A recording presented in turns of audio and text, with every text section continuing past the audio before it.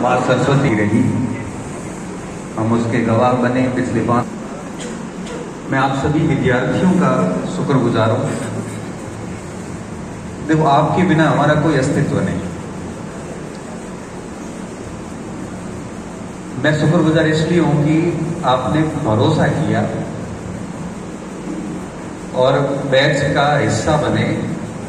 और D batch की तो खास बात ये रही कि मुझे कभी कोई शिकायत नहीं मिली, कभी शिकायत नहीं मिली कि डी बैच में ई में भी मिली, एफ में अभी तक नहीं मिली, ABC में भी खूब मिली। डी बैच में कभी भी ऐसी शिकायत नहीं आई कि ऐसा कुछ गलत हो गया हो, ऐसी कभी शिकायत नहीं आई।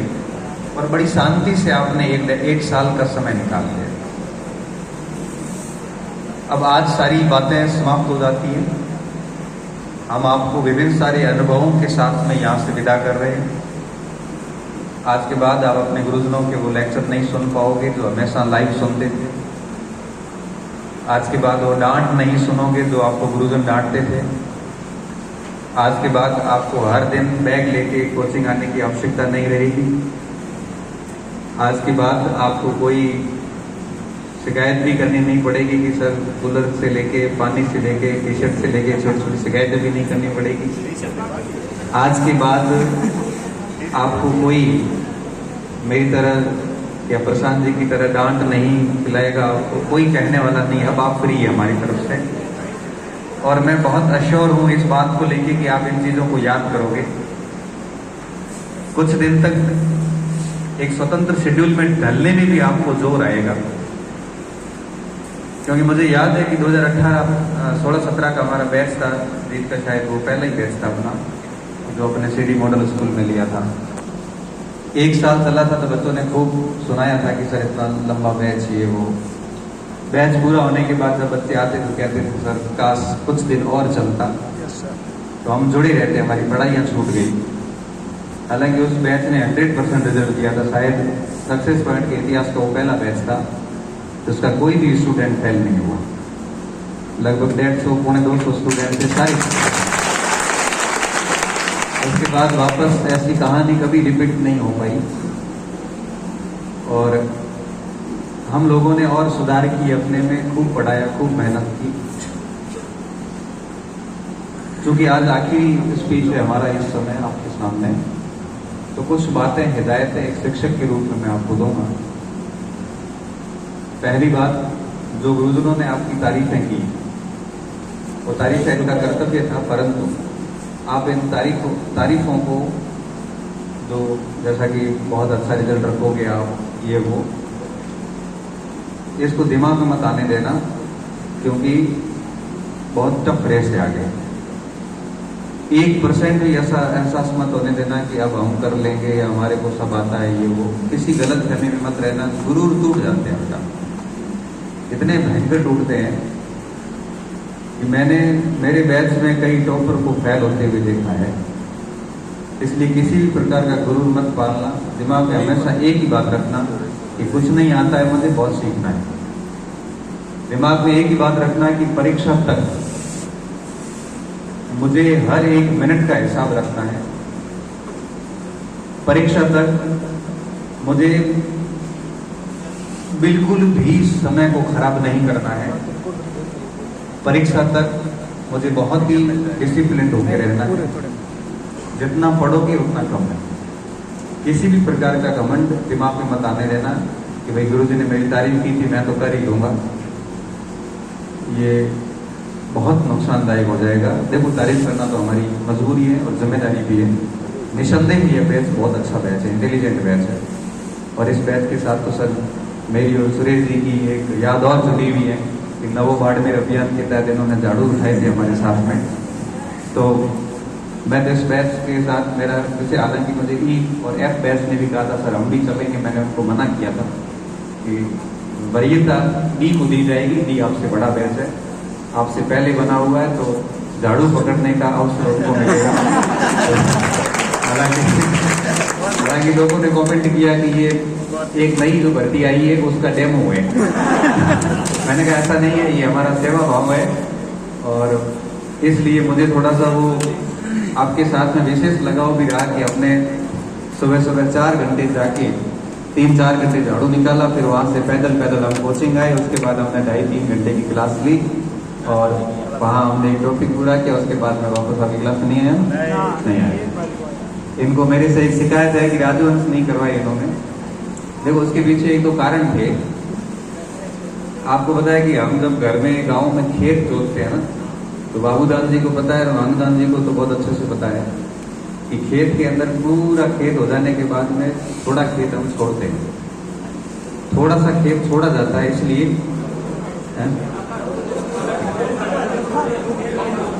लोग खेड़ा छोड़ते हैं, थोड़ा सा खेत छोड़ते हैं, जरूरी है। बस मैं किसान परिवार से आता हूँ तो मैं सारा नहीं करवाना, नजर लग जाती है। क्योंकि सारा काम हो जाने के बाद में थोड़ा रोड को देना पड़े।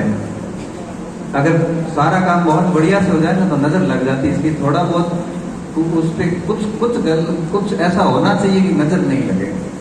आपका बैग इतना प्यारा समाप्त हुआ तो कुछ तो छोड़ना चाहिए था। हालांकि वो छोड़ने में फायदा था, क्योंकि उससे सवाल एक आना, मैं अगर माथा मुड़िया करता तो ज्यादा कुछ होता नहीं। दरअसल राजवंश पढ़ाई थे बाबूदान ने, बुकलेट तैयार कर ली। मैंने आपसे कुछ बात हो ना तो ज्यादा प्रतिरोध की भावना नहीं पालनी चाहिए और खुशी में वादे नहीं करने चाहिए। खुशी में वादे आदमी बड़े बड़े कर लेता फिर पूरे नहीं होते। मैंने भी बैग समाप्त होने की खुशी में बोले, अरे मोटा तो हैंग करा देते। अब यार वो बाबूदान ने राजवंश पढ़ाए, मेरे तो पल्ले ही नहीं पढ़े, मैंने खुद जीवन में नहीं पढ़े। अब मैं आपको कैसे पढ़ाऊं? फिर बाबूदान जी को कहा तो बाबूदान जी ने कहा कि भाई मुझे भी 20-30 क्लासें तो लगेगी। 20-30 क्लासेस का भी टाइम नहीं है हमारे पास। अभी हम जितना जल्दी आपको फ्री करें उतना घर जाके आप 14-14 घंटे निकालें, क्योंकि अभी कोचिंग में आना जाना मुझे लगता है कि इस समय आपका ठीक नहीं। आप 14 महीने से ऑलरेडी आ रहे हैं। इस वजह से फिर मैंने कहा कि आप लोग पुराने पेपर देख लेना, उसकी ज़्यादा कोई बड़ी बात है नहीं। तो सुरेश जी का 1-2 दिन का कोर्स रहा है तो उसको आप पूरा कर लेना और 1-2 दिन आ जाओ। उसके बाद में मैं तो यही कहूँगा कि परीक्षा तक अपना डिसकनेक्शन कर देना सबसे। अगर नौकरी चाहिए तो सीट मैटर नहीं करेगी, अब मैटर ये करेगा कि आप आगे 5 महीने का कितना अच्छा उपयोग करते हैं। बाकी मैं आपको एक बात बताऊं, पूरी कोचिंग जितनी भी आपने पढ़ाई की है ये कोई काम की नहीं है। अगर आप आगे 2-4 महीने खराब करोगे तो कोई काम की नहीं है। मैं कह रहा हूँ आप संतोषजनक तरीके से फेल भी नहीं होंगे। संतोषजनक तरीके से फेल होने का मतलब 10-12 नंबर का गैप, 50-50 नंबर का गैप पड़ेगा अगर आप नहीं पढ़ोगे। अभी तक की यात्रा जरूरी थी, लेकिन आगे की जो यात्रा है वो बहुत ज्यादा जरूरी है। इसलिए मैं आप सभी को यही कहूँगा कि आज आपका पूरा सिस्टम कल से चेंज हो जाएगा और अब आप कल से अपना पूरा टाइम टेबल बदलते हुए 10-10, 15-15 घंटे बैठिए। पढ़ने से मरोगे नहीं, ये तय बात है। जितनी आप ताकत लगा सकते हो लगाना। दूसरी बात, सीट के बारे में, कट ऑफ के बारे में किसी भी प्रकार से कुछ मत सोचना। दिमाग में केवल एक ही बात रखनी है कि मुझे मेरे सिलेबस पे काम करना है और 4-5 बार बढ़िया सिलेबस तैयार करना है। इससे अधिक सोचोगे तो लॉस हो जाएगा, फालतू दिमाग एक्स्ट्रा सोचेगा, नेगेटिव थॉट्स आएंगे और आप अच्छे से कर नहीं पाओगे। अभी लास्ट तक केवल एक ही बात दिमाग में रखनी है कि मुझे 4-5 बार कोर्स को ठीक तरीके से पूरा करना है और आप अपना 100% दे दीजिए। मैं कहता हूँ कि हर दिन इतनी जान लगाइए कि रात को सोते वक्त भी कहीं लगे कि यार आप मेरे में ऊर्जा नहीं बची। अगर इस गति से आप लास्ट तक चलते हैं तो मैं बता दूं आपको कि आपका बैच जो है, जैसा सभी गुरुजी बता रहे हैं, निश्चित तौर पे आगे बढ़ेगा। बाकी तो टाउन हॉल में मिलेंगे, देखते हैं कौन किस बैच से कितने आगे आते हैं। मेरे दिमाग में एक अलग बैच है जो शायद आपसे भी ज़्यादा आगे चला जाए, लेकिन देखते हैं। वो तो प्रसाद जी सही होते हैं कि मैं सही होता हूँ। अब ये बात इस समय आप कह के जवाब नहीं दे सकते। मैं आपको चैलेंज करके जा रहा हूँ कि आपसे भी बेहतर रिजल्ट एक और बैच देगा। अब आप मुझे झूठा सिद्ध करोगे तो मुझे ज़्यादा अच्छा लगेगा। अगर आप मुझे झूठा सिद्ध करोगे कि सर आपकी बात खारिज हो जाती है, हमारा बैच का रिजल्ट, और मैं जब प्रोग्राम करूँगा बहुत तगड़ा प्रोग्राम होगा, पूरा राजस्थान देखेगा उस कार्यक्रम को, बाकायदा उसमें ए बैच, बी बैच, सी बैच, डी बैच, ई बैच, एफ बैच कह के बुलाऊंगा मैं, कौन से किस बैच का है, और नंबर ऑफ सेलेक्टेड कैंडिडेट्स का आंकड़ा भी साथ में बोलूंगा। ये बात बहुत दूर नहीं है, ये बात 5 महीने परीक्षा को है, उसके 3 महीने बाद रिजल्ट आ जाएगा, 8, 9, 10 महीने बाद, मतलब अगली जो गर्मियों की छुट्टियां होगी, उस छुट्टियों में मैं आपको बताऊंगा कि सब टोटल सिलेक्शन कितने हैं और आपसे कौन सा बैच आगे जा रहा है। ध्यान रखना, मैं ऐसे ही नहीं बोल रहा हूँ। तब आप कितनी जान लगा सकते हो, आप लगाना जान और खूब मेहनत करना। मैं चाहता हूँ कि मेरी बात गलत सिद्ध हो, लेकिन एक बैच आपसे भी ज़्यादा सिंसियर है, और वो बैच कौन सा है वो तो ऐप की बात नहीं कर, बच्चे हैं वो तो छोटे हैं अभी। ऐप बैच बहुत छोटा, छोटे प्यारे बच्चे, वो बात हम करेंगे सीधी ग्रीष्मकालीन अवकाश में। और मैं आज बोल रहा हूँ और फिर वापस वहां जाके बोलूंगा। हाँ, ये है कि ये हो सकता है कि आप में से कोई बच्चा शायद टॉप कर जाए, ये हो सकता है।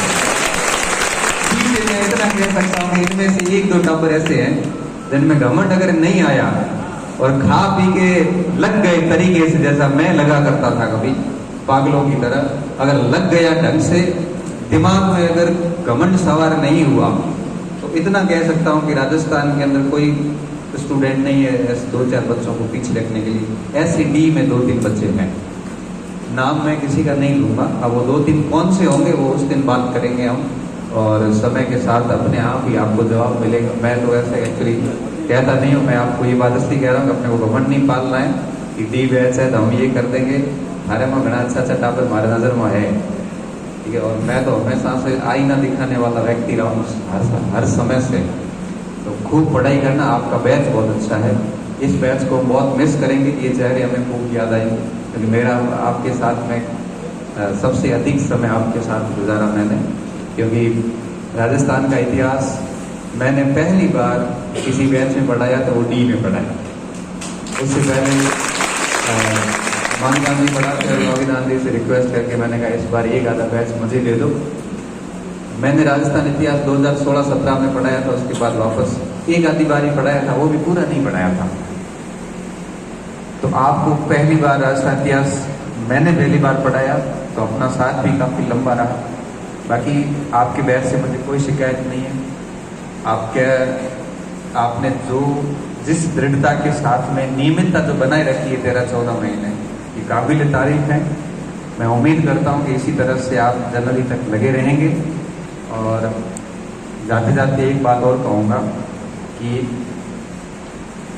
यहाँ इस संस्थान से आपको बहुत अच्छे अनुभव भी मिले होंगे, बहुत कुछ कड़वे अनुभव भी मिले होंगे। जब हम परिवार में रहते हैं तो कई बार छोटे मोटे ऐसे कड़वे एक्सपीरियंस भी होते हैं।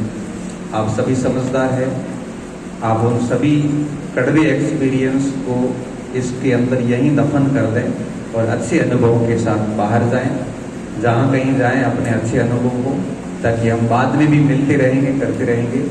तो कोई भी ऐसी नेगेटिव बात रही है तो उसको आप भूल जाएं कि ऐसा कुछ नहीं था, क्योंकि ऐसा कोई ब्लंडर था नहीं, और छोटी मोटी चीज़ें तो घर में भी चलती रहती है। तो ऐसी कोई भी बात रही है तो इन चीज़ों को यहीं छोड़ के अच्छे अनुभवों के साथ बाहर जाएं। दूसरी बात, आप इन गुरुजनों ने जो 1 साल तक पढ़ाया, मैं ये कहूँगा कि आपको केवल किताबी ज्ञान ही उनसे ग्रहण नहीं करना है, बल्कि जो जीवन निर्माण की बातें बताई है, मुझे लगता है कि किताबी ज्ञान से अधिक उन बातों को आप जीवन में लागू जरूर करना। किसी ने कहा होगा कि समाज में कैसे रहना है, परिवार में कैसे रहना है, जीवन दिनचर्या कैसी होनी चाहिए, विभाग में कैसे रहना है, ये सारी बातें भी मैं उम्मीद करता हूँ कि आप अपने जीवन में लागू करेंगे और एक अच्छे नागरिक बनेंगे। देखो, नौकरी लगना नहीं लगना अलग बात है, लग जाती है समय के साथ में, अच्छी लग जाती है। नौकरी लगने के बाद में भी वो बातें जीवन भर आपका साथ देगी। तो मैं आप सभी से उम्मीद रखता हूँ कि गुरुजनों की उन बातों को हमेशा याद रखना और अपने जीवन में उसको लागू करना। आप के साथ में बाड़मेर के बाहर के कई बच्चे भी आए थे पढ़ने के लिए, यहाँ पे पढ़े हैं, तो उन सभी का भी शुक्रिया कर रहा हूँ कि बाड़मेर कौन आता है, कौन आता था। आज आप यहाँ आए हैं और इन बच्चों ने भी आपको प्रेम ही दिया होगा। अगर फिर भी बच्चों की तरफ से कोई ऐसी बात मुझे लगता कभी भी नहीं होगी, कड़वा एक्सपीरियंस कभी नहीं रहा होगा, बाहर से जो कोई भी आता है तो हम सभी की जिम्मेदारी बनती है कि आप उनका थोड़ा सम्मान करें, उनको अच्छे से रखें, ताकि दूसरे दिलों में हमारा गलत मैसेज नहीं जाना चाहिए। अभी 2-4 दिन पहले एक बंदा मिलने के लिए आया मेरे से, सीकर से आए थे 2 लोग, अच्छे शिक्षक थे। तो 2 ही घंटे की हमारी बात हुई। बात के बाद में सर वो वापस रवाना हो गए। टेम्पो में बैठे, टेम्पो वाले से पूछा कि यार कहीं घुमाने चलो, यहाँ पे कोई घूमने की जगह है क्या? तो टेम्पो वाला बोला शमशान घाट है क्या। मतलब कितना गंदे तरीके से बोला, मुझे बड़ा घृणा सी हो गई। तो उस गुरुजी ने वापस मुझे फ़ोन किया कि गणपत जी आप बहुत अच्छे व्यक्ति हो, अच्छी संस्था चला रहे हो, लेकिन हमारा बाड़मेर में अनुभव बड़ा गंदा रहा। मैंने कहा क्या हुआ ऐसा? तो सर टेम्पो वाले ने एक तो 500 रुपये लिए, 300 रुपये रेलवे स्टेशन से सक्सेस पॉइंट के, और वापस सक्सेस पॉइंट से बस स्टैंड के 200। सक्सेस पॉइंट से बस स्टैंड कितना दूर है आपको बताइए? तो 500 रुपये लिए, चलो वो भी कोई बात। उसके बाद हमें जवाब ये दिया गया कि घूमने के लिए शमशान घाट है। अगर आप इस तरह से जवाब दोगे तो इस बाड़मेर का मुंह देखना ही कोई नहीं चाहेगा। वैसे ही इतना अच्छा अपन है नहीं कि यहाँ पे कि लोग बाहर से आए। यहाँ पे कोई बाहर से आता है तो किराएदार को लूटने में लगे हो, टिफिन वाला खाने का उसमें लूटने में लगा है। हर जगह लूट मचाओगे तो 2 साल बाद, क्योंकि जनता का बिहेवियर बहुत महत्वपूर्ण होता है कि बाहर का व्यक्ति यहाँ आके ठहरेगा कि नहीं ठहरेगा। तो बाहर से कोई आता है तो एटलीस्ट हमारी जिम्मेदारी बनती है कि हम उनके साथ में अच्छा व्यवहार करें। वो क्या करना, मुझे लगता है कि हमें वो बहुत बड़ा बिंदु लगता भी नहीं है, क्योंकि जिन लोगों ने परीक्षाएं पास की है ना, उनको नौकरी लगना कोई बड़ा बिंदु नहीं लगता। पर्टिकुलर अगर मैं मेरी बात करूँ तो मैंने जब भी पढ़ाया तो सिर्फ इसी उद्देश्य से पढ़ाया है कि आप सब चीज़ों को जानो, सीखो और बढ़िया से जीवन निर्माण करो अपना, और एक अच्छे नागरिक बनो, अच्छे बेटे बनो, अच्छे बाप बनो, अच्छे पति बनो, अच्छे समाज के नागरिक बनो। क्योंकि सीधी सी बात है, देखो आप कई भूमिकाओं में होने वाले हैं। आज आप अच्छे से जी रहे हैं, कल आप जब घर जाओगे, भाई आपकी शादी होगी तब आपको पता है कि बाप माँ की भी सेवा करनी पड़ेगी बेटे के रूप में। आपकी शादी होगी तो डेफिनेटली एक पति के रूप में पूरा परिवार की जिम्मेदारी आपके ऊपर आएगी। जब आपकी संतानें होगी तो एक बाप के रूप में आपको भूमिका निभानी पड़ेगी। हम सब कर ही रहे हैं सर। तो निश्चित तौर पे ये सारी चीज़ें जीवन में आपको बहुत यूँ कहिए कि आगे ले जाने वाली हैं। आप लोगों के लिए तो बहुत अच्छा दिन है, हमारे लिए थोड़ा मुश्किल होता है, क्योंकि हर दिन हज़ारों बच्चे सुनने वाले होते हैं।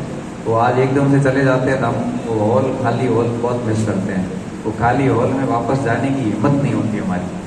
आप तो चले जाते हो, उसके बाद में हम उस हॉल के अंदर जाते जाते अंदर से मायूस हो जाते हैं कि इस हॉल में भी बच्चे बैठते थे, उस हॉल में भी आगे की सीटों के ऊपर भी कौन कहाँ बैठता था वो भी याद है। आज तो क्या हॉल चेंज हो गया ना, तो शक्लें एकदम से याद नहीं आ रही है, कौन सब अलग अलग जगह बैठे हैं। नहीं तो कोचिंग वाला जो मैम जहाँ से अपनी क्लासेस लगती थी वहाँ सीधा पता चल जाता था कि इस कुर्सी पे वो बैठती है या उस कुर्सी पे वो बैठता है। लगभग आगे 10-15 लाइन तक सारा क्लियर था हमारा एकदम से। तो वो सारी चीज़ें हमें बहुत याद आती है। जब कोविड का काल आया था तो हालत हमारी ये थी कि वो हॉल खाते थे, वो भवन खाते थे, अंदर जाने की हिम्मत नहीं होती। उसके बावजूद उसमें मनीष जी और अमीर जी दोनों रहते थे। पूरा कोविड काल उन्होंने बिल्डिंग के अंदर गुजारा था। मैं कभी आता था तो मेरा मन नहीं लगता था कि यार ये वो जगह है जहाँ पे बच्चों की आवाज़ आई पूरा दिन, सर सर पानी आवे कौन सर, बाथरूम सही कौन सर, कोई कहने वाला नहीं। तो आप सब तो निकल जाओगे, और आपके लिए सबसे बड़ी बात ये है कि आप जब चाहो हमारे से मिल भी सकते हो, लेकिन हम चाहे उस समय आपसे नहीं मिल सकते।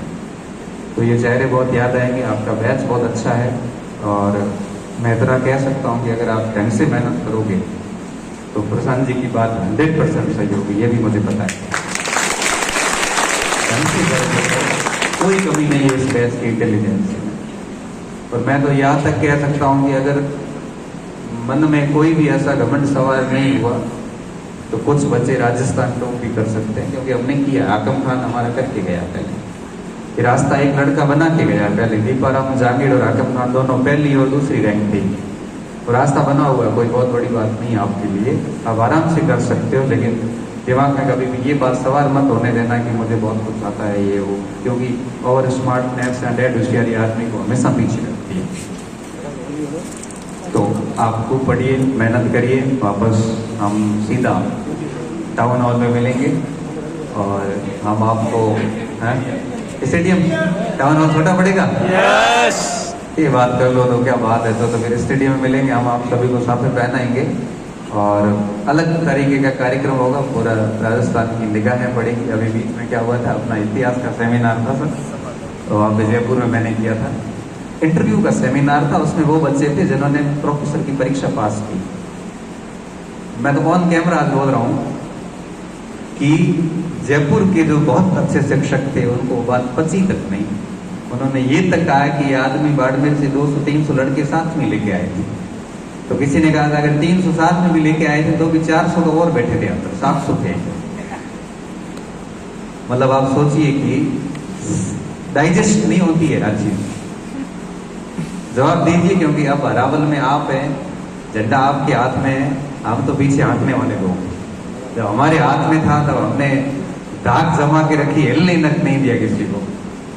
और आज भी धाक जमा के बैठे हैं। जहां हमारा क्षेत्र आता है तो अग्रिम पंक्ति में होते हैं और माइक हमारे पास में होता है, चाहे जयपुर हो चाहे नगर।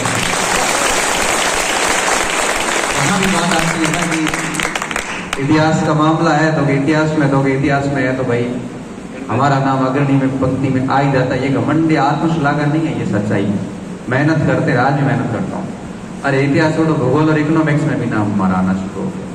और सक्सेस पॉइंट के जितने भी फैकल्टी है धीरे धीरे सारी आगे आने शुरू हो गई।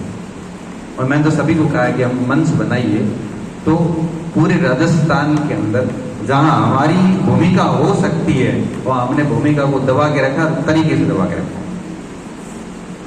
और अब आपके ऊपर है कि आपकी भूमिका जो है उसको आप कितना शिद्दत से निभाते हैं। तो ताकि मैं पछे हूँ तारे पूरे राजस्थान में बोलन को दिया तारे पछे दे छूटा। एक बार रिजल्ट दे दो, फिर आप निश्चित रहिए वो सिर्फ सुनेंगे, हम सिर्फ बोलेंगे। हेलन नहीं जाएंगे ना भगवान से हेलन को जाए। एक बार देखो, घोड़सवार से भी अधिक महत्वपूर्ण घोड़ा होता है। अगर खिलाड़ी कमजोर है तो कोच क्या करेगा? कोच मर जाए, करे क्या बेचारा? इसलिए आपको वो मजबूत वो घोड़ा बनना है, वो घोड़ा बनना है जो थकने वाला नहीं है। हम आपके कोच हैं, आपको ऐसा प्रतिस्पर्धी बनना है कि लगे कि वास्तव में क्या दौड़ा है। 300 में से 240-50 से ऊपर फेंक दिए जाए नंबर को, फिर बात का आनंद आता है कि हाँ अब बराबर झंडा रोका है इसने ताकि। तो देखो, अब हमारी भूमिका सच में यहां तक की थी। विपुल जी ने कितनी बड़ी बात कही थी, लास्ट में एक लाइन बोली थी विपुल जी ने कि अब अर्जुन को आगे पैदल चलना है, हमारा रक्त यही रुक जाता है। अब आपको आगे पूरी भूमिका निभानी है और हमारी दाद राख दिया, नहीं तो कह कहता था बैच लिया स्टूडेंट सिलेक्शन के थी, जरा हिम्मत रखा गया बैठा गया सिलेक्शन ही सिलेक्शन, लोगों को प्रदूषण तक नहीं होगा।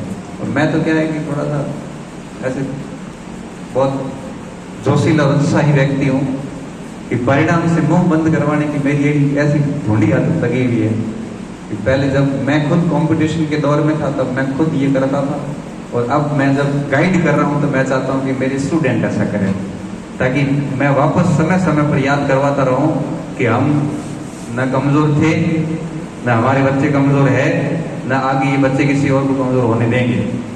तो मेहनत करिए आप हमारी ताकत है, इस बात को भूलना कभी मत। आप हमारी पहचान है, आप ही हमारी ताकत है। और आप जो कुछ करोगे, अच्छा बुरा दोनों का, जो ओलंबा कहो चाहे तारीफ कहो, हमारे पास ही आएगी। इस चौराहे पे भी कोई गलती करते है, पुलिस वाला मुझे फोन करता है, गुरुदेव मठ थारो स्टूडेंट है, तारे सक्सेस पॉइंट रुपए 1 लाख रुपए। जब भी आप कोई छोटी मोटी हरकत करते हो ना, तो मेरे पास पुलिस वालों का भी फोन आ जाता है, क्योंकि वो भी अपने स्टूडेंट रहे हुए। वो कहते हैं कि गुरु जी थारो स्टूडेंट है, क्या करो बताओ। वो थक गया वैसे, वो 10:30 बजने वाले। चलो अब अपन बात को समाप्त करते हैं। आपको परीक्षा के लिए ढेर सारी शुभकामनाएं और खूब बढ़िया करना। और हमें गौरवान्वित महसूस करवाना, यही हमारी आपसे डिमांड रहेगी, एक्सपेक्टेशंस रहेगी कि आप हमें गर्व महसूस करवाओगे। कभी भी ये एहसास नहीं करवाओगे कि पढ़ा नहीं छोड़ दें। ऐसा एहसास हम आपसे कभी नहीं चाहेंगे। नौकरी लगे ना लगे, लेकिन हमें आपसे गर्व महसूस होना चाहिए। हम आपके अभिभावक जैसे हैं, हम आपके बड़े भाई जैसे हैं, हम आपके मानो तो हम एक आपके शिक्षक गुरु सब रूप में हैं, और हर स्तर पर हम आपका साथ देंगे। कहीं भी कोई दिक्कत आती, गुरुजनों से बात करना, कोई दिक्कत आएगी नहीं। खूब पढ़ाई करना, बहुत बहुत शुभकामनाएं, और मिलेंगे हम स्टेडियम में या टाउन हॉल में।